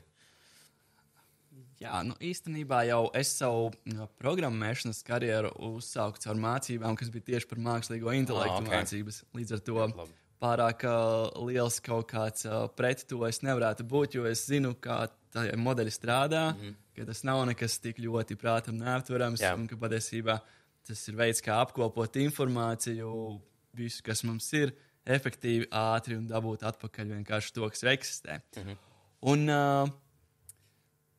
īstenībā jau gan tā paša ChatGPT, kad tas iznāca, kad tas bija netik sen, sākumā es skolēniem teicu, ka šito galīgi nevar izmantot, un tā kā tur vēl sliktākiem vārdiem bez mazvai. Tad pēc 2 mēnešiem jau pats izmantoju pilnā sparā. Tā, ka neliels man bija tāds tā kā bailītes, kas ir arī daļai pamatotas. Tomēr tagad arī es esmu savā dzīvē to pietiekoši daudz ielaidis, un te arī ir ar ko padalīties. Okay. Kādus rīkus varbūt izmanto ikdienā, ja mēs tā praktiskāk piesim? Jo es ceru, ka mūsu klausīsies skolotāji. Un vēl arī vienu lietu mēs ieliksim noteikti Jēkabā detaļas LinkedIn profilu vai kaut kādu e-pastu. Var tev kāds skolotājs, viņam par mākslīgā intelekta kaut kādām tēmām ir jautājumi, jo tu esi pareizi saproti, ja tu esi mācījies, tu esi arī mazliet tā kā dziļāk tajā tēmā. Viņi var tev uzrakstīt, ja viņiem ir reāli tādas šaubas, vai viņi varētu un izmantot, vai nevarētu būt tāda iespēja. Pirmkārt, viņi noteikti varētu izmantot gan mākslīgo intelektu, gan arī manu pieredzi un zināšanas. Tā kā atbildi noteikti droši variet man rakstīt. Un arī esmu novadījis arī saviem skolotājiem jau veselu 2 stundu semināriņu par mākslīgo intelektu izmantošanu. Tā kā arī zinu, kā varbūt tās ar to sākt darboties. Jā, noteikti. Jā, un tad par tiem instrumentiem, kurus tu rīkus izmanto ikdienā, kas tev ir tādi populārākie. Mēs jau pieskārāmies tam pašam ChatGPT. Ir vēl kaut kādi, varbūt tie, es viņus saucu par vertikāls robotiem, es nezinu, vai tas ir pareizi, bet ka viņi kaut kādu specifisku lietu dara aģenti. Pirmais, ko es iemīlēju, bija Midjourney. Tas ir mākslinieks rīks, kurš ļauj veidot attēlus. Un savās prezentācijās, es to tiešām iemīlēju, jo it kā trūka varbūt kaut kāds vizuālais noformējums. Un vispār ļoti, ļoti daudz es savās stundās strādāju uz to, ka manas prezentācijas ir tā kā super skaistas. Ko ir atzinuši skolēni, ka varbūt citi tā nedara, bet tas viņiem ir svarīgi tomēr. Lūk. Un tad, lai tās savas prezentācijas atkal atnest ar jaunu vēsmu, tad es sāku izmantot šo te mākslīgā intelekta ģenerētos attēlus. Un tas bija tas pirmais, kurš tiešām biju pārsteigts par to, cik jauki un lieliski viss izskatās un piesaist arī uzmanību. Kaut vai, piemēram, lai salīdzinātu kādas tehnoloģijas, kur ir spēcīgāk, kur ir vājāk, tur vienkārši tas ir tabula un to pateikt, bet otrs tur uztaisīt spēcīgo cilvēku un tādu netādu, kas sportot. Ja? Un tad saliec uz viņiem tos tehnoloģiju nosaukums un tādu vizuālu arī šo te efektu dot un mākslu intelektu. Un noteikti pēc tam jau arī sekoja tas pats ChatGPT. Tur jebkurš skolotājs var arī sākt, jo tur ir bezmaksas iespējas. Tu viņu izmantot gan pilnvērtīgi, nevar būt ilglaicīgi, bet pilnvērtīgi izmantot, lai uzdot jautājumus un atrisināt savas problēmas. Kāda, tavuprāt, ir varbūt tāda lielāka iegūma, kad mēs runājam par mākslīgā intelekta izmantošanu tieši izglītības kontekstā? Tu minēji jau piemērus, piemēram, par tām pašām attēlu ģenerēšanu un visām pārējām lietām, bet ir kaut kas vēl tāds ļoti specifisks, ko tu personīgi izmanto, kas tev reāli stundas griež nost no tava grafika, kur tu ietaupi laiku? Ir ar Skolu 2030 radusies platforma skolo.lv, kur noteikti skolotāji ļoti būs vismaz dzirdējuši, ja ne vēl izmanto. Jā. Un tur ir iespējams izmantot gatavos materiālus un iespējams arī pielikt savus materiālus. Man ir jāveido tikai savi materiāli, jo programmēšanas tehniķiem tur nav nekādu tādu kursu vai kas izveidots. Tāpēc man jādod savi. Un šeit, lai pārbaudītu skolēnu zināšanas tajos pašos formatīvajos pārbaudes darbos, pavisam vienkārši esmu iedevis tam mākslīgā intelekta rīkam savu prezentāciju. Tātad viņš iemācās visu, ko esmu rādījis. Paprasu viņam pat ar pavisam vienkāršu vaicājumu. Uztaisi 10 jautājumu testu, vai tur būs 4 atbilžu varianti, vai būs kāds konkrēts atbilžu tips, un tādā garā visu var paprasīt tam. Un uzreiz rodās fails, ko es varu importēt tālāk tajā skolo.lv, un man ir gatavs tests. Un attiecīgi tur es varu ietaupīt daudz. Super daudz. Daudz stundas, jo manuāli savukārt tā skola tas ir Moodle bāzēta vide. Tie, kas gājuši augstskolās, zinās, tur e-studijas Latvijas universitātē vai varbūt tās Rīgas Tehniskajā universitātē Ortus. Tas pats ir. Un, lai tur ieliktos materiāls citādi, tas tāds, samērā sarežģīts darbiņš un daudz manuāls šis ieguldījums nepieciešams. Bet es paprasu tos 10 jautājumus, uzreiz gatavs, importēju un esmu sagatavojis formatīvo vērtēšanas darbu nākošajai dienai. Es vienkārši arī, kad gatavoju tavu interviju, tieši šo bloku man ienāca prātā tā ideja, es atceros milzīgo problēmu skolotājiem, ka viņi naktīs sēž un reāli labo darbus, bet tu viņus visus darbus labo pēc vienas struktūras, pārsvarā ir subjektīvi un objektīvi aspekti, kurus principā vajadzētu, ir subjektīvi aspekti, bet subjektīvus vajadzētu mazināt, lai ir vairāk objektīvs tas vērtējums. Un tev ir ļoti daudz darbu. Manuprāt, ļoti labs pamats, lai tur varētu iejaukties mākslīgā intelekta kaut kāds paveids. Manuprāt, ja strukturizē to vērtēšanas metodiku, tu vari ļoti vienkārši pievienot tos darbus, pieķūnēt viņu pa savam, jo katram skolotājam ir tā sava esencīte, ko viņš tur ieliek. Un viņš tevi var multiplicēt un ļoti īsā laikā, piemēram, tas, ko tu dari vairākās stundās, tu varētu izdarīt, 1 minūtes laikā, iespējams, ar visiem skolēniem. Es vienkārši par to uzreiz iedomājos, jo es atceros to kā milzīgu tādu problēmu, gan ar cilvēkiem, kas strādā izglītības sistēmā, ka viņi labo vēl joprojām tos darbus, un saviem skolotājiem arī, kad viņi tur sūdzējās par to. Iedomājos, cik man daudz laika aizņem izlabot tur 5 klases. Tagad to es uzskatu, ka varētu izdarīt 10 minūšu laikā iespējams. Varbūt priekšdarbiņi kaut kādi jāizdara un jāpiesauc cilvēks, kas saprot mazliet vairāk no tās loģikas veidošanas, bet, manuprāt, tas tāds ļoti interesants varētu būt problēmas risinājums. Neapšaubām. Man jau redz tā plusiņš ir tās, ka es strādāju datorklasē, līdz ar to dators pieejams. Un varbūt kāds teiks, ka skolēni, kamēr neskaties apstās blakus cilnē, atbildes pareizos vai ko tam līdzīgu, bet tajā skolā LV ir iespējams uzlikt tādu režīmu, kad nav iespējams pārslēgties no viena loga uz cita, no eksāmena režīms, līdz ar to tas vispār tiek izslēgts. Diemžēl uz telefoniem šo režīmu nevar uzslēgt. Un tad citi skolotāji it kā varētu, netik brīvi to izmantot, ja vien nav tie paši Chromebooks, kas tika arī daudz skolās iepirkti. Bet, ja ir iespējas tos izmantot, tad noteikti šis veids, kā ātrāk automatizēt savu darbu, izmantot šādu digitālos risinājumus un tur arī veikt formatīvo vērtēšanu. Nākošais noteikti ļoti piekrīt, ka ir nepieciešams pat Latvijas mērogā strādāt pie tā, lai tīri papīra formāta šie pārbaudas darbi, lai viņus var izlabot kāds mākslīgā intelekta rīks, kurš ir pielāgojis latviešu valodai, un tas atvieglot daudz darbiņu. Jo tajā pašā Ādažu vidusskolā tur jau bija fizikas skolotājs, un tur bija tā manuālā labošana. Un tad, tā normāli. Tur nolabo visu piekdienas vakaru, sestdienas rītā pamosties 6 no rīta un turpina vēl kādas stundiņas. Jā, tas tik manuāls darbs liekas. Kā ražotnē, apmēram, strādāt. Tieši tā. Un tur tas laiks ir pat jāsaka izmest zemē, jo, ja tu to summatīvo vērtējumu dari, tad tu patiesībā pat nedrīkst sniegt nekādu papildus atgriezenisko saiti. Tas pēc nosacījumiem ir tikai tāds, kur tie liec konkrēti punktus, konkrēti atzīmi. Jo mācīšanās notikusi jau iepriekš stundu laikā. Tā ideja.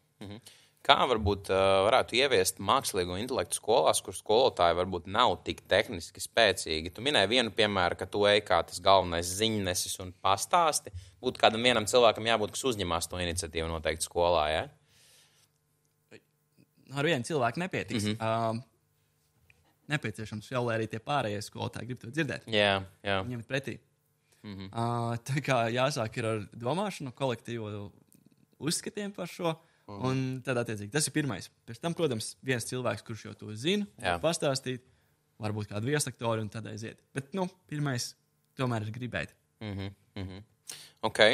Un vēl viena lieta, kas arī kāds man interesants jautājums radās, es gribēju viņu ar tev arī viņu pajautāt.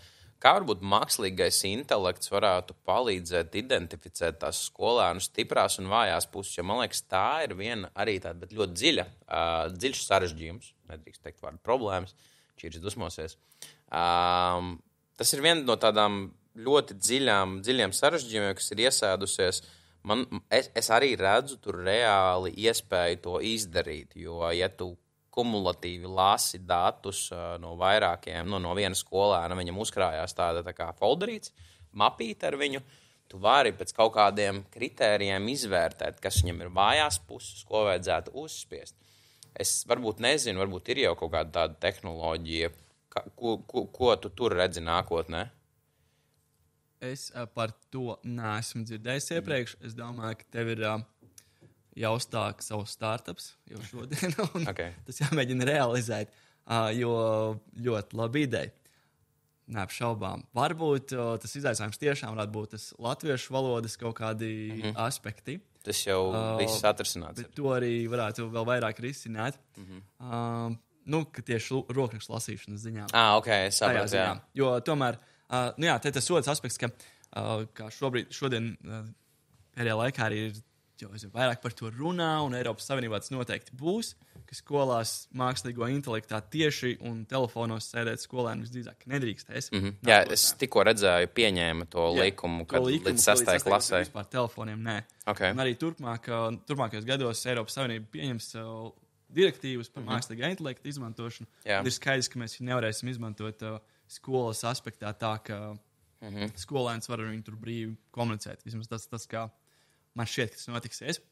Līdz ar to paliks tas papīra formāts un tam rīkam, kurš varētu mēģināt atpazīt skolēna stiprās puses, kurš varētu mēģināt izlabot darbus. Tomēr, manuprāt, būs jābūt arī ar iespēju šo manuālo rokrakstu izlasīt. Jā.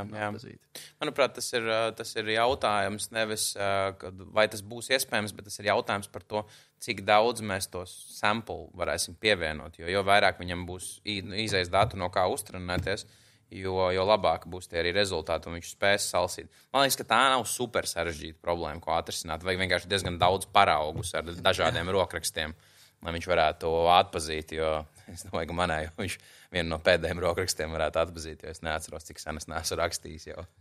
Bet es domāju, ka tā problēma nav tikai ar latviešu valodu, diakritiskās zīmes, ir arī citās valodās, varbūt tur viņas sauc citādāk, tās garumzīmes, bet tā pašā vācu valodā, un tā kā noteikti, ka tur ir jāsako līdzi un jāmēģina kaut kas tāds attīstīt. Ok, interesanti. Labi, aizvērsim šo, pieslēgsimies pie nākamās, mēs ejam lēnām jau uz beigām. Es gribu vairāk parunāt par tādām globālām idejām. Mēs runājām daudz par visādiem sarežģījumiem un tā tālāk izglītības kontekstā, bet man vienmēr patīk arī tā kā padomāt par kaut kādām lietām, idejām, kas tā kā varētu uzlabot to izglītības sistēmu.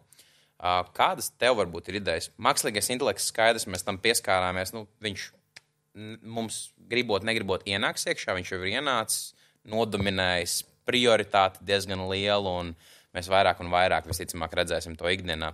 Bet ir kaut kas vēl, kas tavuprāt varētu uzlabot to izglītības sistēmu?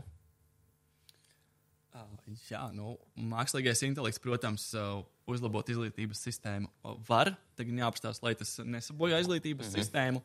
Jo šobrīd jaunie programmētājiem tas ir liels izaicinājums, ka viņam liekas, ka es paprasīšu to skolotāju uzdoto uzdevumu šim te rīkam, un attiecīgi tas uzreiz arī tu atrisini, un viss ir kārtībā.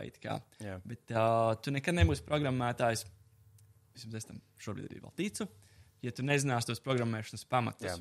Līdzīgi kā kalkulators jau ir labu laiku, bet kaut kā mums tāpat ir jāiemācās saskaitīt. Vai mēs varam iztikt bez saskaitīšanas?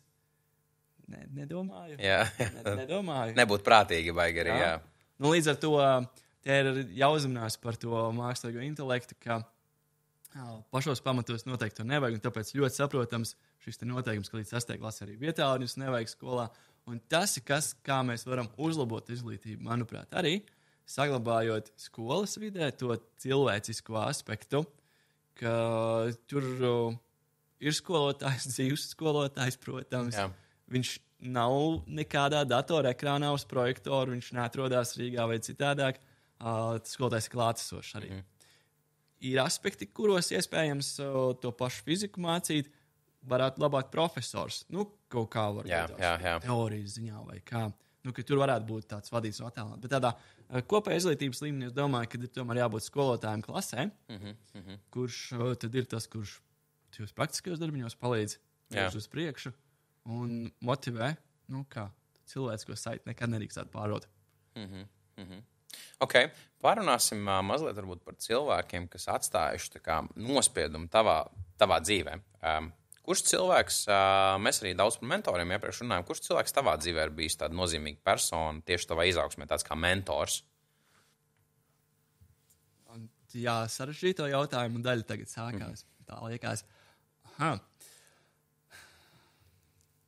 Es noteikti nekad nevarētu sūdzēties par saviem skolotājiem, kas man ir pašam bijuši. Vislabākie cilvēki, kas arī man iedvesmojuši šai profesijas izvēlei patiesībā. Jo tātad noteikti tie būs mani skolotāji, ģimene, tā pašā laikā, kas ir mentorējusi un palīdzējusi. Pēdējā laikā tomēr arī mentors man ir mākslīgais intelekts. Jā.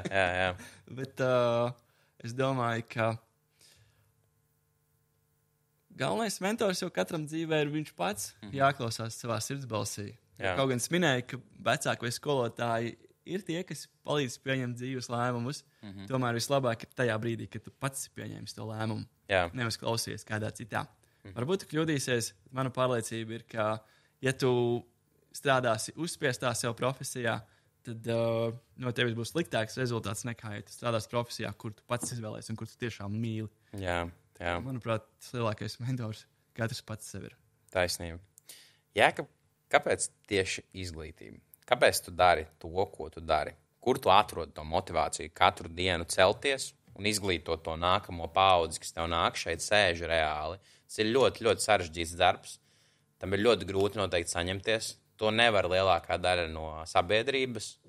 Kas tā esence ir? Kāpēc? Tad, kad bija tās pirmās dienas Ādažu vidusskolā, tās vēl bija arī tāda klātienē, un es izstāstīju to mācību vielu, kas man tajā dienā bija plānota, un es vienkārši redzu, ka priekšējā rindā sēž divi puiši, un vienkārši visas tās, cik tas bija, 2 pārstundas, sāk 1 pārstundu, 2 stundas kopā, 80 minūtes, tādām atvērtām mutēm vienkārši skatās un brīnās par to, ko es stāstu tajā fizikas pasaulē. Un noteikti, ka tas ir tas, kas mani motivē visvairāk, kad es redzu, ka ir interesanti, ka es redzu, ka es izklaidēju. Varbūt ne tādā līmenī, bet izklaidēju tieši ar to, ko es pasniedzu. Šī atgriezeniskā saite no skolēniem noteikti tas, kas man motivē, un es domāju, ka citādāk tam nevar būt. Ir citādāk jau diez vai kāds skolotājs strādā tāpēc, ka viņam patīk pildīt e-klasi. Tāpēc, ka viņam patīk runāt ar direktoru. Nē, tomēr tie ir tie mūsu klienti, un tajā pašā laikā arī draugi savā ziņā, kas ir tie, kas motivē nākt to darbiņu. Ok. Mēs lēnām tuvojamies šīs sarunas beigām. Es tev gribētu iedot pilnībā vadību par šo podkāstu. Tev ir iespēja noreklamēt jebko, ko tu vien vēlies, parunāt par tēmu, kuru tavuprāt ir svarīga, un mēs tā vispār nepieskārāmies, vai arī uzdot vienkārši kādu jautājumu man, kas tev liekas svarīgs. Paldies par šo iespēju. Samainījās galdi. Es varētu tagad izdomāt.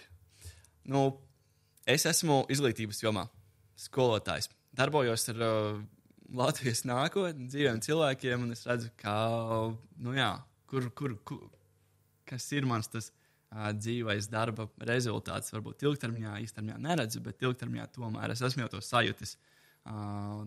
Tomēr tu strādā pārdošanā, vairāk vai nē? Jā. Tu strādā konkrēti lielam uzņēmumam.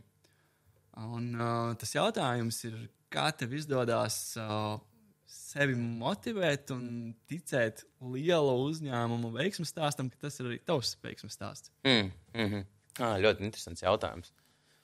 Ļauj man mazliet padomāt, kā ticēt.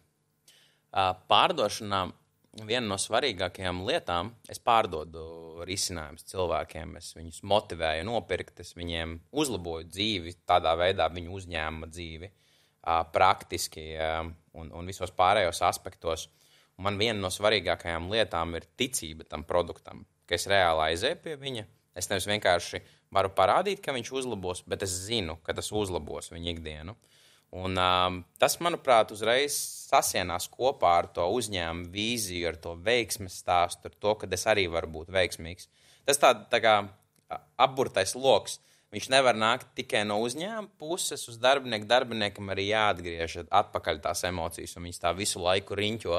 Un tas, manuprāt, ir tāds kā tāds atomreaktora process, kā visu laiku tiek lādēta tāda spirāla uz augšu. Un jo vairāk tev ir tādi darbinieki, jo vieglāk, man liekas, tam ir. Jo katrs darbinieks savā ziņā ir tā uzņēmuma vēstnesis. Nav svarīgi, vai tu strādā pārdošanā, vai tu strādā kā inženieris, vai tu strādā kā, es nezinu, vienkārši, tu vari būt pat parasts apkopējs, bet tu savu darbiņu vari izdarīt tik perfekti un teicami un uzticēties tam uzņēmumam un atdot sevi visu, ka tu būsi labākais pārdevējs, ne tikai nevis pārdevējs, bet apkopējs tajā uzņēmumā, bet tu būsi labākais apkopējs visā Latvijā, visā pasaulē. Man liekas, uz to vajadzētu cilvēkiem vairāk tiekties. Es mēģinātu katru reizi atrast kaut kādu labāku vietu, kur nobāzēties, bet tur palikt. Un tad, ja tevi neuzklaus, tad jau meklēt to nākamo vietu. Tā ir laikam mana tā atslēga. Kad es aizgāju, tas sākās no manis, nevis tas sākās no uzņēmuma. Uzņēmumā es vienkārši trāpīju tādā, kur viņi no savas puses to vēl darīja. Un tad rodās ļoti interesanti projekti. Projekts kā pārdevēja dienas grāmatu, piemēram. Un ļoti, ļoti, ļoti forši rezultāti tam visam ir. Ok, tomēr tas, ko es sadzirdēju, bija tas, ka apkopējs, tu kā pārdevējs, līdzīgi kā mēs kā skolotāji. Jā. Darbiņš jau ir patiesībā citiem cilvēkiem. Jā. Cik ļoti tev ir svarīgi citu cilvēku dzīves kvalitāti un varbūt par to tad arī turpinot, kāpēc varbūt tu nestrādā par skolotāju pats? Es uzskatu, ka pagaidām es vēl neesmu gatavs būt par skolotāju. Redz, mēs runājām iepriekš arī ārpus kadra par to, ka šīs grupas viens no dibinātājiem, Agris Tamants, ir strādājis par skolotāju. Katram pienāk tas periods dzīvē. Es nevaru noliegt un es nevaru apstiprināt pagaidām, bet tas, kad uz to virzienu es kaut kur nonāku, tas tā ir, jo mans podcasts arī ir tāda veida izglītības instruments. Tas ir attīstošs pašizglītības podcasts, kurā es vienkārši runāju par tādām tuvākām tēmām, kas ir bizness. Bet mani klausās arī daudz profesionāļi. Es mēģinu arī jaunu auditoriju sasniegt. Tā kā es varbūt esmu tāds, neteiksim, ka skolotājs, bet tāds mārketinga ierocis, kas promotē to izglītību. Vēstnesis varbūt izglītības. Kaut kas tāds varētu sevi nosaukt, bet noteikti ne skolotājs. Es nebūtu vēl tam gatavs, zinot sevi pagaidām. Tomēr sajūta man rodās, ka tu jau arī savā ziņā. Tu esi skolotājs, jā. Varbūt jā, tikai bez tām klasvadības izaicinājumiem. Jā. Es gribu, kā jau visi pārdevējs, gribu saņemt tā kā visu spotlight un nedot kreditu nevienam. Nē, es jokoju. Tā nedara visi pārdevēji, tā dara slikti pārdevēji. Bet jā, tev ir taisnība. Ir vienmēr galva paskatās uz to pusi un vienmēr ir tas jautājums, vai es tur varētu būt, vai es tur iedarētos. Tā kā jā. Okay. Prieks dzirdēt. Vai ir kaut kas tāds, ko es vēlos noreklamēt? Es domāju, ka tas, ko es gribu teikt, ir, lai noteikti cilvēki dod iespēju pašiem izglītoties digitālo risinājumu jautājumos. Ir skaidrs, ka tie nekur nepazudīs. Es varbūt negribu uzreiz teikt, ka vajag mākslīgo intelektu izglītot, bet vispār uztvert to visu kā veidu, kas attīstīs mūsu cilvēks arī tālāk, un ka tas nav nekas tāds baigi biedējošs. Arī tie mākslīgi intelekta rīki. Manuprāt, viņi nav baigi biedējoši, vienkārši pagaidām ir apkopojuši visu informāciju, kas mums ir. Un te es gribu arī teikt, ka noteikti nevajadzētu pārtraukt mācīties nevienam, jo mākslīgais intelekts jau nevarēs īsti, vismaz šie modeļi nekad nevarēs radīt neko jaunu. Jā. Viņi var tikai apkopot informāciju, kas jau ir, palīdzēt pie tās tikt. Bet, lai cilvēks iet uz priekšu, mums pašiem cilvēkiem ir jāiemācās, jāsaprot un jāizdomā, kas tad būs tas jaunais. Tas radošums, tas nav aizstājums. Jā, paldies tev par šo atziņu. Paldies tev par to, ka piekriti šai sarunai. Mēs iemūžinājām, manuprāt, ļoti vēsturisku momentu. Es ceru, ka mūs noskatīsies tiešām arī skolotāji, skolēni, kad kaut kādu vienu lietu no šī podkāsta viņi varēs saņemt. Es ceru tiešām, ka tas bija vērtīgi. Un, es nezinu, es vienīgais, ko es varu novēlēt, mums vajag vairāk tādus skolotājus kā tevi Latvijā, pēc iespējas vairāk. Žēl, ka ChatGPT nevar tevi multiplicēt. Varbūt kādreiz varēs.